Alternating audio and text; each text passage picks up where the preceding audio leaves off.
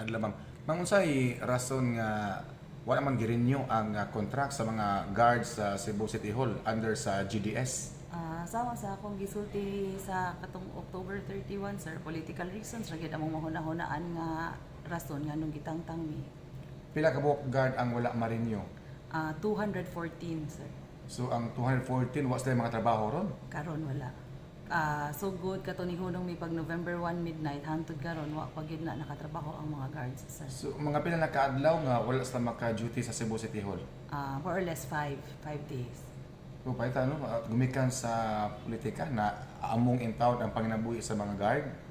Luoy gyud kaayo gyud. As in daghang gyud kong gwardiya nga nakahinabi gyud no pag human ato no nga niingon gyud sila nga unsaon na lang ang uban ay 5 ka anak, ang uban ay gipagatas, ang uban gadata pas motor, ang uban kay pakawaon sa boarding house. Inana luoy gyud kayo.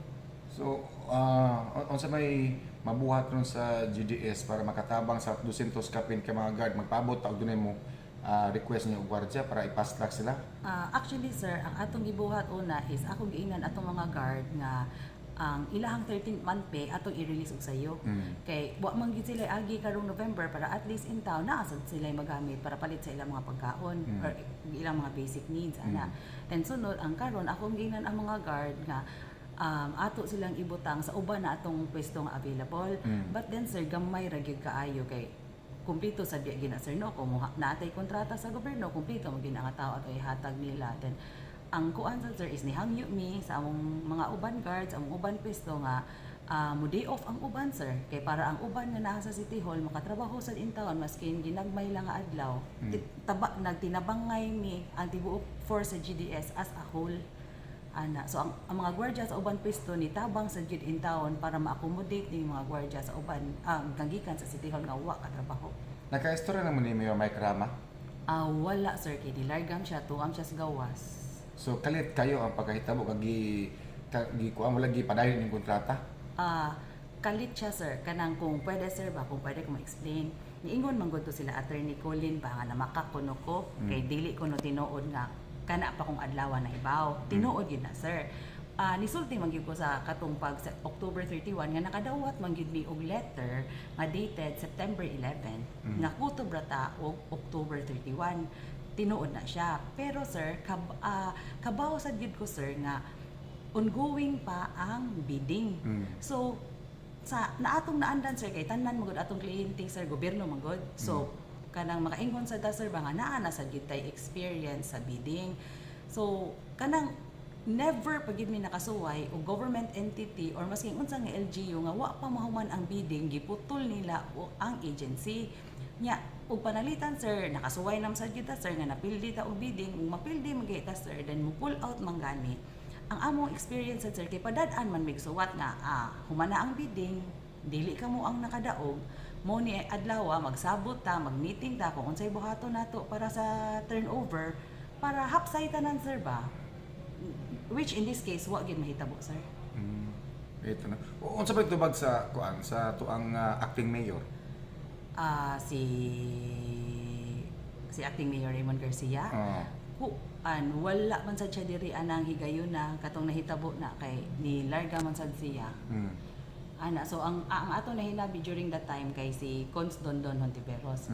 Sa tinuod lang yun no magpasalamat gyud ko ni Cons Dondon kay tinuod lang gyud sir ditabang man gyud siya kuan gyud October 31 nangita gyud siya paagi nga naa siya makastorya nga mga tao like example si Attorney Joy Pisquera kay mangayo unta siya og tambag kung unsay iyang angay buhaton kay murag first time sad ni nahitabo niya sir ba pero kay na busy man sad so wa kay siya makuanan pero wa gyud siya magkuwang sa pagtabang so mapasalamat gyud mi ni Cons Dondon sa iyang tabang gyud. So nana kay idea kinsa kay police ninyo ang GDS nga agency? Naa naman gyud tay idea sir kung si kinsa kay gani ang katong agency ni duol man sa atong mga gwardiya kay ila man gi suway o pirate atong mga gwardiya. Uy mao ba? Yes, mo man ang nahibaw ko sir nga actually sir wala kiba nakadawat atong letter nga September 11 pero wa gyud ko magtuo nga na October 31 midnight mahitabo to ang nahitabo kay kumpiyansa gyud kay ko nga gawas pa sa dong holiday kanang wa pa mahuman ang bidding. So kumpiyansa kay ko, pero ang gwardiya man gud namo manawag naman gud diri sa office nga, ma'am, unsa naman among buhaton kay naa naman diri ang Pikas agency mo take over naman daw. Moto nahibaw ta. Mao to nagpadata og suwat sa Bids and Awards Committee nga mangutana ta nga ang tenor sa suwat sir is October 31 naman karon. Kanang mangut nya kabaw mi nga wa pa mahuman ang bidding, so kung mupuli na ang Pikas ng agency, mangayo lang unta ta sa mga igo nga dokumento para makakita ta nga kanang kuan ba based on law gyud ba nga gibasihan gyud sa RA 9184 ang ilang buhaton, pero unfortunately wa sad ta matubag mo tong nahitabo to ang October 31.